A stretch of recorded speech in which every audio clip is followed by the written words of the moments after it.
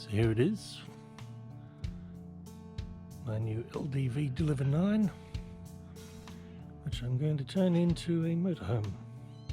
This will be the first one I've done, but I've got a fair background in cars and handyman sort of work, so it should be alright, I think. So in the back, it's just over 3.3 meters long on the floor and about 2.2 meters high. This is the long wheelbase, not extra long wheelbase, with the high roof. Quite a big shelf at the front here above the cab. This is a cargo barrier that I'll be removing, and all of the plastic trims around the doors and the sides will go too. Comes with a sort of a plastic floor over the top of MDF sort of material. Underneath that, it's got this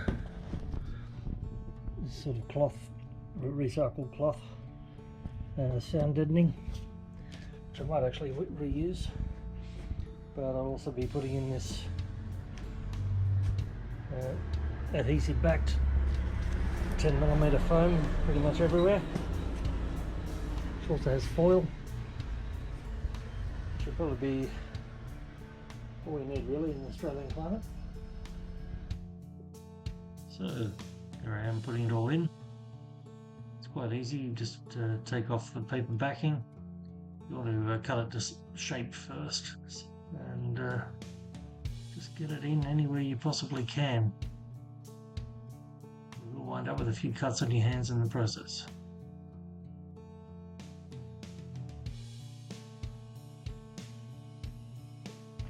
So here's something to think about when you're doing insulation like this. If you feel the outer skin of the van, that's really cold.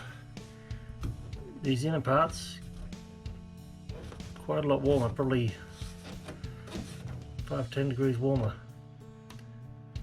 So there's not that much cold being transferred from the outer skin into this support. But then when you feel the actual insulated part, it's heaps warmer, it doesn't feel cold at all. So it'll still be worthwhile to insulate these after we've finished insulating the skin, but it's the skin that you really want to insulate first, because that's where the outside temperature makes its way in initially. Okay, so first stage of insulation done. Put this foil backed foam stuck to every part of the outer skin that I can get to, including down in here. So next, we'll pull out the floor and see what we can do with that.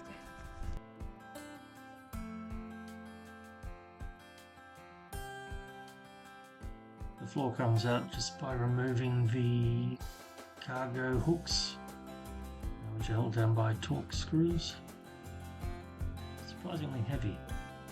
And then you've got all these little 10mm plastic supports to knock off. They're just held on by double-sided tape. Surprising number of them.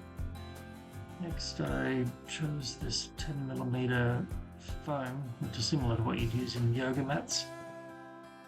I just cut that and used spray adhesive to attach it to all of the lower parts of the metal floor.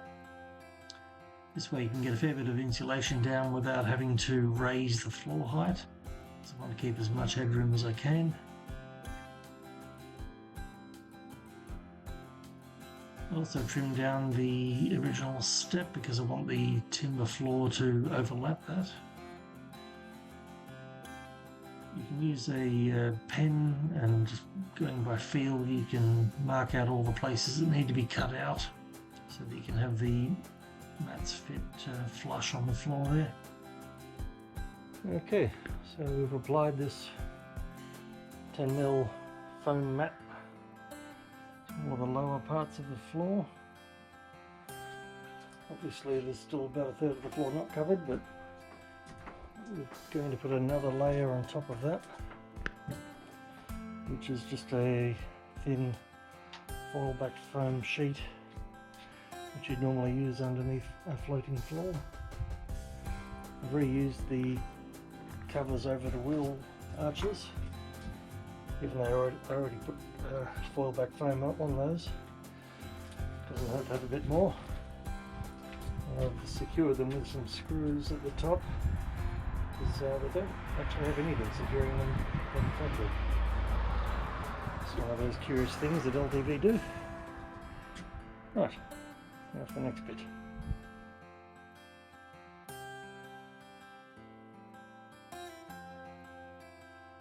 Here's the other floor underlay going on. It's only about 2mm thick in the foam, but at least this way all the metal has got some kind of insulation, plus we've got the foil there. And importantly, we haven't really added much at all to the height of the floor. Just cut it out with the knife and scissors. And then we're on to cutting out the new floor panels. This is 12mm plywood, just the cheapest stuff available because it doesn't really matter. Using the original floor as a template, cut it out with the jigsaw, drill out the holes where you need them, and also use a router to smooth underneath and anywhere that it might be an issue. And moving on to the front right section, using another whole panel of plywood there. There's not a lot had to be cut out for that piece. Okay, so that's the floor timber all in place now. You can use the original floor as a template for that side, and for the back part, once you get up here, you need to sort of work it out as you go a bit. For example, I've made this a bit longer here, and there doesn't need to be a cutout there. It doesn't affect the door. So this makes better use of the floor area. One thing here, I didn't want to put any screws through because the diesel tank is right underneath that. But this end will be held down by the front panel anyway, so it shouldn't be an issue. Anyway, all done.